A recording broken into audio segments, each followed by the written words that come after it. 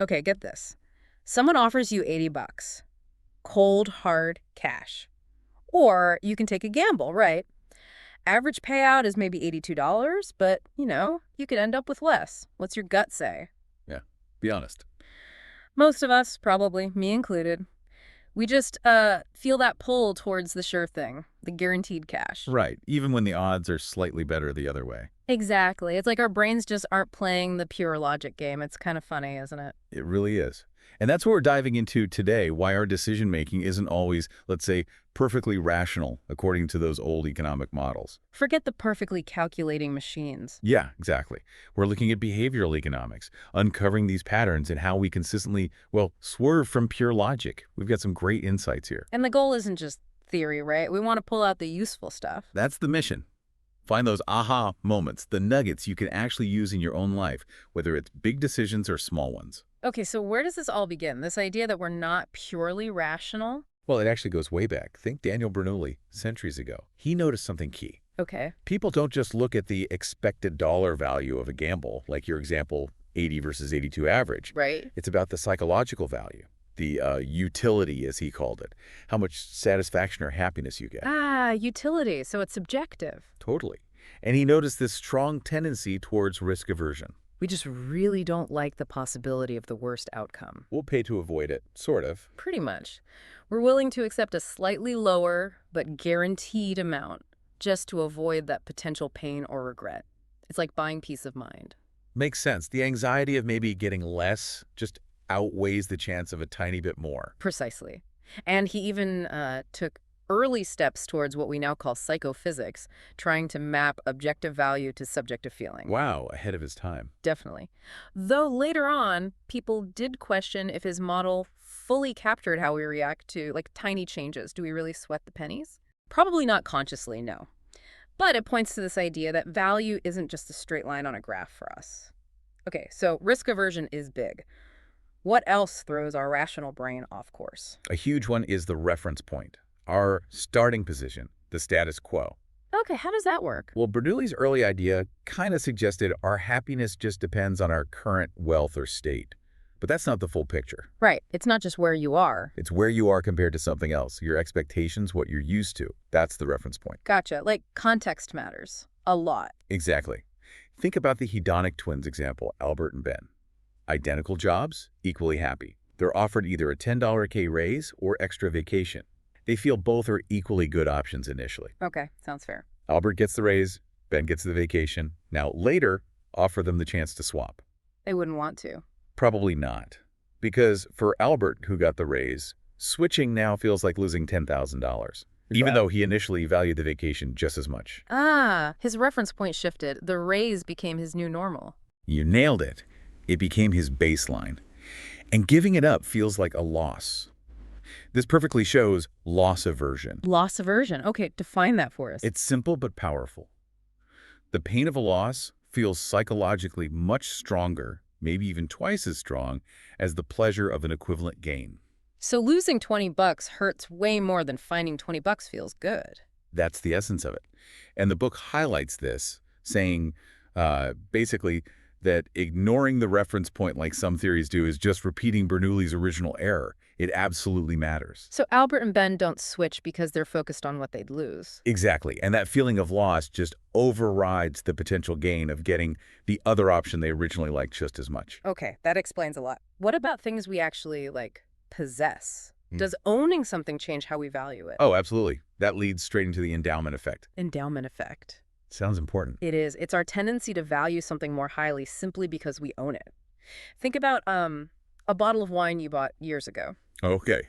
Sitting in the rack. You might not sell it for, say, $100. Even if you wouldn't dream of buying that same bottle for $100 today, giving it up feels like a loss. Right. I have mugs like that. Worth maybe $1, but I wouldn't sell it for $5. It's my mug. That's it, exactly. Yeah. Richard Thaler, the economist, really dug into this and saw loss aversion as the key explanation. They did these classic experiments. The mug experiment. Yeah, the mug experiment. Give people a mug, and suddenly they value it way more than people who weren't given one. They wouldn't trade it for, say, a nice chocolate bar of equal value, even if they didn't particularly care about the mug beforehand. Wow. So ownership itself adds this layer of perceived value. It creates an attachment driven by loss aversion.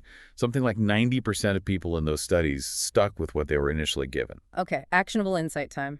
If I'm selling something. Try to mentally detach. Ask yourself, what would I honestly pay for this right now if I didn't own it? It helps counter that inflation bias. Good tip, especially for decluttering. Right.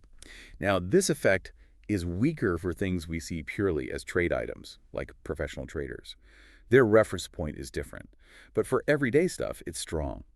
Okay, so losses feel bad, owning things makes us value them more. Does this negativity thing pop up elsewhere? It definitely does. There's this broader concept called negativity dominance. Our brains are just fundamentally more sensitive to negative information than positive information of the same intensity. More sensitive. How so? Brain scans show it. Even if you flash a picture of fearful eyes so fast people don't consciously register it, the amygdala, the brain's threat detector, lights up more strongly than for happy eyes. Whoa. So we're hardwired for threat detection. He seems that way. Evolutionarily, it makes sense, right? Better to overreact to a potential threat than underreact. System 1, our fast thinking, prioritizes the bad news. Explains why bad news travels fast and sticks around longer in our heads. Absolutely. One critical comment can just erase 10 compliments, can it? Or a scary headline grabs all our attention. Totally.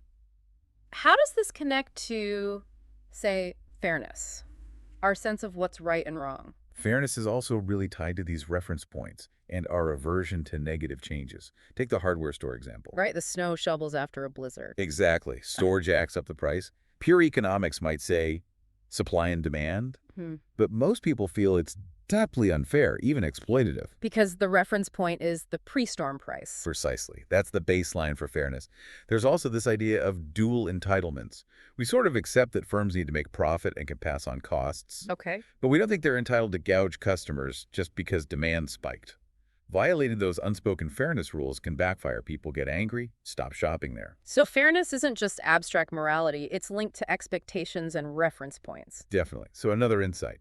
When you're setting prices, negotiating, or even judging others' actions, think about the established reference points and expectations of fairness. They matter economically, not just ethically. Okay, reference points, loss aversion, negativity. Powerful stuff. You mentioned a fourfold pattern related to risk. What's that about? Yes. The fourfold pattern. It shows how our attitude to risk flips depending on the situation. It's not consistent. Flips how? Okay, so when we're looking at potential gains, especially high probability gains, we tend to be risk averse.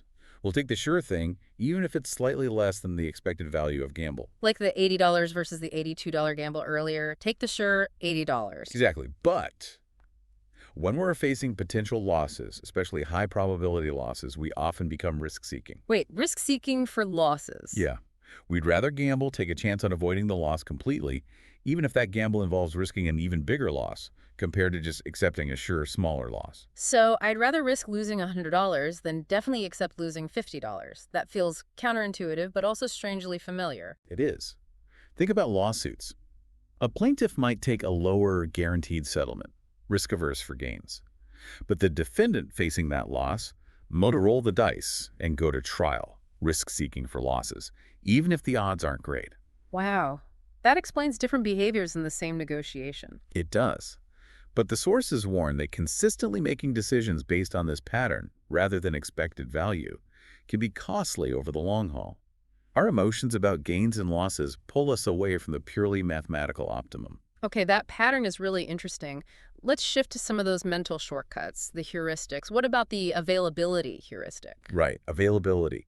This is where we judge how frequent or probable something is based purely on how easily examples spring to mind. So if I can easily think of plane crashes because they're dramatic. You might overestimate the actual risk of flying, even though statistically it's very safe. The ease of recall trumps the actual frequency. Vivid, recent, or emotionally charged events are highly available mentally. Like thinking the letter K is more common at the start of words than as the third letter, just because starting letters are easier to recall. That's a classic example. Or how spouses often overestimate their own contribution to chores. Their own efforts are just more available in their memory. Guilty is charged. So how do we fight this availability bias? The key is to consciously push back against what just pops into your head. Actively seek out the actual statistics, the base rates, the broader data. Ask, okay, but what do the numbers really say? Don't just rely on anecdotes or vivid examples. Check your gut feeling against the facts. Got it. And what are availability cascades? Sounds like this on a bigger scale. It is, Mm, essentially. An availability cascade happens when a relatively minor but maybe scary or vivid event gets picked up by the media, starts getting discussed everywhere, okay. which makes it even more available in everyone's minds. This creates a feedback loop, a cascade of increasing public concern and sometimes policy responses that might be disproportionate to the original risk. Like the examples of Love Canal or the Aller scare with apples. Exactly. Media coverage and social amplification blow the perceived risk way out of proportion compared to the underlying data.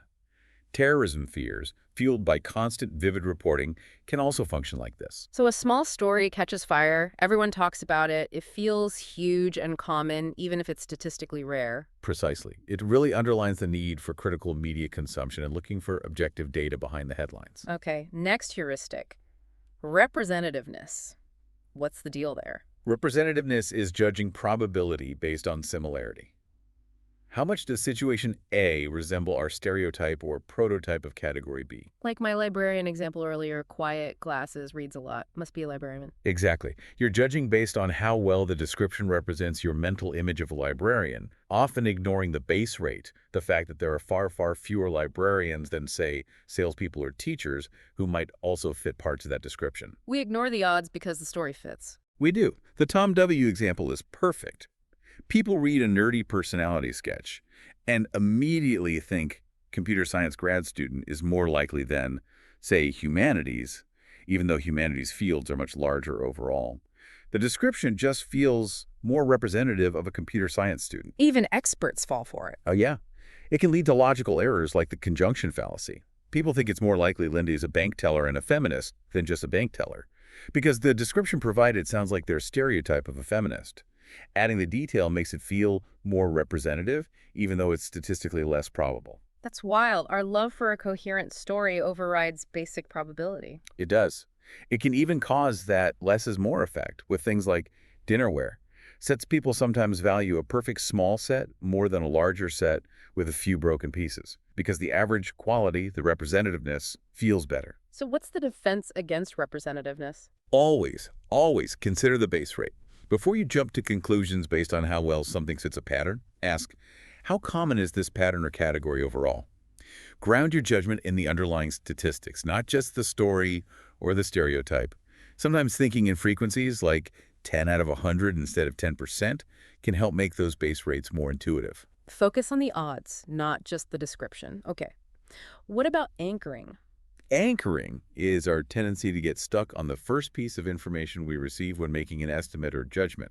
That first number acts as an anchor. Even if it's completely random, like spinning a wheel of fortune. Exactly like that. Studies show that irrelevant numbers, like the result of that wheel spin, or even the last digits of your social security number, can unconsciously influence your estimate of something totally unrelated, like the number of doctors in Manhattan or the price of a bottle of wine. And we don't adjust enough. Usually, no. We make adjustments away from the anchor, but they're often too small. This is huge in negotiations, right? The first offer thrown out often anchors the whole discussion. Definitely seen that happen. So, how do we avoid getting anchored? Awareness is key. Recognize when a number might be acting as an anchor. Actively challenge it. Don't just tweak it. Try to generate your own estimate from scratch before considering the anchor, or consciously consider reasons why the anchor might be way off. Fight the pull. Okay, challenge the anchor, generate your own starting point. Good advice. Now, framing effects. This sounds like it's all about presentation. It is entirely. Framing is about how the way information is presented dramatically changes your choices, even if the underlying facts are identical. Like saying surgery has a 90% survival rate versus a 10% mortality rate. Perfect example. Same statistic, totally different emotional reaction and choice preference. People are much more likely to choose a surgery framed positively. Our preferences aren't fixed, they're shaped by the frame. So the spin matters more than the substance sometimes? Often it does. Brain scans even show different activity depending on the frame. Framing something as avoiding a loss makes us more risk-seeking than framing the same outcome as achieving a gain. Remember the disease problem. Saving 200 lives feels different from 400 people will die, even if the outcome is the same. It shows our choices aren't always connected to like reality in a stable way. Exactly. Preferences can reverse based purely on the words used. It affects everything from medical decisions to financial choices, like whether we see something as a cost or a loss. Even our moral intuitions about things like taxes seem tied more to the frame than the objective reality. Does this relate to things like mental accounting, keeping track of money differently depending on where it came from? Absolutely. We create these mental boxes. Losing a ticket you paid $10 for feels different than losing a $10 bill on the way to buy the ticket, even though the financial loss is identical. This leads to things like the sunk cost fallacy, continuing with something bad just because you've already invested in it. The initial investment frame traps you. And defaults, like opt-in versus opt-out.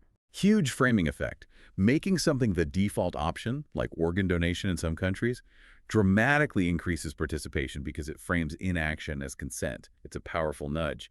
Even how fuel efficiency is presented, MPG versus gallons per 100 miles, can mislead us due to framing. So the actionable insight for framing is Be super critical of how choices are presented. Actively try to reframe them yourself. Ask, is there another way to look at this? Don't just accept the default frame or the default option without thinking. reframe, reframe, reframe. Okay. Shifting gears, slightly talk about how we experience life versus how we remember it. The experiencing versus remembering self. Well, this is a really crucial distinction. Your experiencing self lives in the moment. It feels the pleasure, the pain, the boredom right now. Like me listening intently right now. Exactly. Your remembering self is the storyteller. It looks back, evaluates experiences, and makes decisions based on those memories. And importantly, it constructs our overall sense of life satisfaction. But the remembering self isn't always accurate. Not necessarily. It's heavily biased by two things: the peak end rule and duration neglect. Pecan. Your memory of an experience is dominated by its most intense moment, the peak, whether good or bad, and how it ended. The actual duration of the experience, surprisingly unimportant in the memory. So a long, mildly unpleasant dentist visit might be remembered more fondly than a short, intensely painful one if the long one ended okay. Studies suggest exactly that. The cold hand experiments, colonoscopy studies, people sometimes prefer objectively worse experiences if the peak was less intense or the end was better. The remembering self averages the peak in the end and largely ignores how long it lasted. That's wild. So our memories are like highlight reels, not full recordings. Pretty much. And this influences our choices. We choose based on what we expect to remember fondly, which might not be the same as what will give our experiencing self the most pleasure over time. How does this play out in overall life satisfaction? Well, researchers use methods like the day reconstruction method, DRM, to capture the experiencing self's well-being. They find things like, yes, income matters for experienced happiness, but only up to a point, maybe around $75,000 a year in the U.S. studies. After that, more money doesn't seem to buy much more moment-to-moment happiness. A satiation point for experienced well-being. Sort of. And paradoxically, sometimes higher income might even slightly reduce the ability to savor small, everyday pleasures. There's also the focusing illusion. Focusing illusion. When you think about something, you tend to overestimate its importance in your overall life satisfaction just because you're focusing on it right then. Like thinking moving to California will make you much happier because you're focusing on the weather, while ignoring all the other daily hassles that will remain the same. We forget that nothing in life is as important as you think it is when you're thinking about it. W.Y. Esiadi. What you see is all there is. Okay, so actionable insights.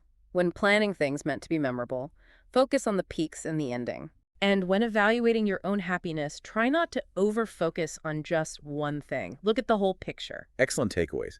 Consider both selves. Okay, let's bring it home with System 1 and System 2. We've touched on them, but let's recap. Okay.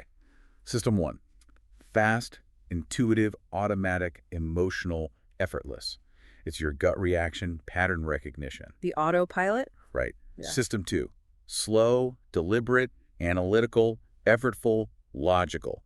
It's the conscious reasoning part of your mind. The pilot who has to actually pay attention. Good analogy.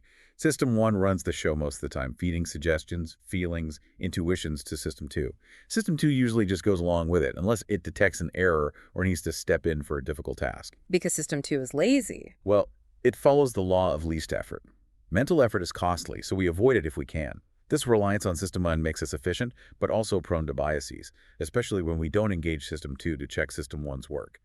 Stanovich calls this a failure of the rational mind, distinct from raw intelligence. And System 1 works through things like associative activation, like one idea sparking others. Exactly. Mention vomit and a whole network of related discussed concepts fires up automatically. This underlies intuition, creativity, but also biases like the mere exposure effect, liking things just because they're familiar, and our tendency to jump to causal explanations, sometimes seeing causes where there's only correlation. System 1 wants coherence in stories. It wants things to make sense quickly. Yes, and it has a bias to believe and confirm. It readily accepts information that fits its current model. It's also constantly making basic assessments as something good or bad, friend or foe. And this leads to substituting questions. Right. When faced with a hard question, how happy are you with your life? System 1 often substitutes an easier one, how happy am I right now? And answers that instead. This mental shotgun approach, along with intensity matching, mapping feelings onto unrelated scales, provides quick, intuitive answers that System 2 often accepts without scrutiny. Like judging a politician's competence based on how confident they look. Perfect example of substitution. So the big insight with System 1 and 2 is trust your gut, but verify. Engage System 2 for important stuff. That's the core message. Recognize that your intuition is powerful, but flawed. Know when to slow down and think deliberately. Okay, one last cluster of ideas. Illusions about understanding the past and predicting the future. The narrative fallacy. Ah, yes. Nassim Taleb's idea. We crave simple, coherent stories about the past. We connect the dots, often ignoring the role of luck and randomness, to make events seem predictable and understandable in hindsight. Like looking back at Google's success and thinking it was inevitable, ignoring all the chance events. Exactly.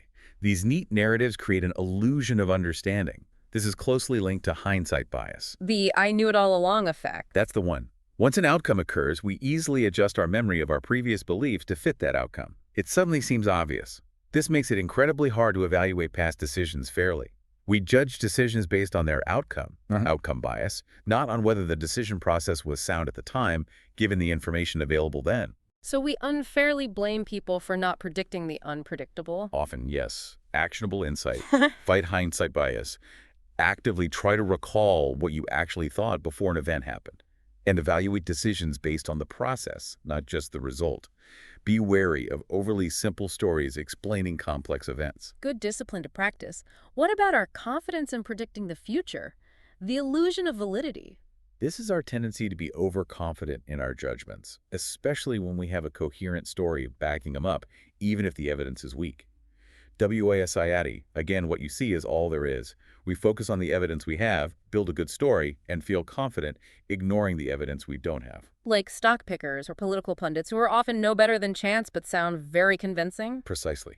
Research by people like Philip Tetlock shows experts are often wildly overconfident, and more information doesn't always improve accuracy. In fact, simple algorithms often outperform expert judgment in predictable environments. Algorithms, like checklists. Exactly. Think of the APGAR score for newborns, a simple, effective algorithm. But we resist them, right? We prefer nuanced, complex, expert intuition, even when the data shows the simple formula works better. We want the magic touch, not the checklist. We do. Insight. Be skeptical of your own and others' confidence, especially in low-validity environments where prediction is hard. Consider using simple rules or algorithms where appropriate. Trust data over gut feelings when possible. Okay, and this links back to ignoring base rates when predicting, right? Yes, even when we know the base rates, we often ignore them if we have specific, seemingly compelling information about an individual case. We favor the story over the statistics. Like choosing Jane for the job because she aced the interview, even though the base rate of success from interviews is low. Exactly. This also relates to ignoring regression to the mean. Regression to the mean, things evening out.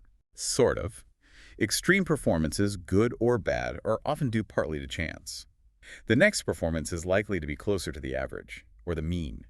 Like a golfer who shoots an amazing round, their next round will probably be good, but likely not as amazing. Or the flight instructor who thought punishing bad landings worked better than praising good ones. He was just observing regression to the mean. So bad landings tended to get better, and great landings tended to get slightly worse, regardless of the feedback. Largely, yes. The insight for prediction. Start with the base rate for the relevant category, then adjust based on specific information, but regress your prediction towards the mean. Don't expect extreme results to repeat consistently. Anchor on the average, adjust cautiously. Makes sense. Final big idea. The planning fallacy and the outside view. Ah, the planning fallacy. Our chronic tendency to be overly optimistic about how long projects will take and how much they'll cost. We focus on our specific plan, the inside view, Imagining everything going smoothly. and we neglect the statistics of similar projects, the outside view. We ignore the base rate of delays and cost overruns in comparable situations. Like that example of the curriculum writing team who predicted 2 years, but someone pointed out similar teams usually took 7, 10 years, and they still ignored it. Classic planning fallacy. We see our own project as unique and special. Studies of major projects like rail lines show massive, consistent underestimation of costs and timelines decade after decade. So we don't learn from history. What's the fix? Take the outside view. Actively seek out data from similar past projects. Use reference class forecasting. Ask what happened when others tried to do something like this. It's hard because the inside view feels much more real and compelling. And this relates to optimistic bias generally, thinking we're better than average. Yes, the above-average effect and also competition neglect, underestimating competitors when launching a new business, leading into too many entrants and failures. We're just generally too optimistic about our own plans and abilities. So how can we tame this optimism, besides the outside view? Gary Klein suggested the pre-mortem. Before starting a project, imagine it's a year later and it failed spectacularly. Everyone writes down why it failed. This legitimizes doubt and surfaces potential problems that optimism might have hidden. A pre-mortem. I like that. Proactively looking for failure points. It's a great technique. So the insight is, fight the planning fallacy. Force yourself to take the outside view. Use reference class data. And consider a pre-mortem to uncover risks. Wow, that was a serious deep dive. So many ways our minds take shortcuts or get tripped up. Let's try to boil it down. Key takeaways. Okay, maybe 4 big ones. 1. Be super aware of your reference point and how loss aversion shapes your feelings about gains and losses. It affects almost everything. Right. Context and hating losses. Got it. 2. Watch out for the availability heuristic. What pops into your head easily isn't always true or likely. Look for the actual data, the base rates. Don't just trust vivid anecdotes. Check the stats, not just the story. Okay. 3. Understand how framing manipulates choice. The way something is presented can completely change your decision, even if the facts are the same. Always try to reframe options yourself. Don't get spun. See the underlying choice. Good one. And 4, maybe, recognize the difference between your experiencing self, moment to moment, and your remembering self, peak end, storyteller. Make choices considering both, and evaluate your life broadly, avoiding the focusing illusion. Oh, and engage system 2. Don't just run on autopilot for big things. Slow down and think. Fantastic summary. So much to chew on there. Really makes you think, doesn't it? Yeah. Now, for everyone listening, think about the last decision you made or the next one you face. Where might some of these biases, availability, anchoring, loss aversion, framing, be subtly nudging you? Just being aware is a huge first step. Thanks for taking this deep dive with us.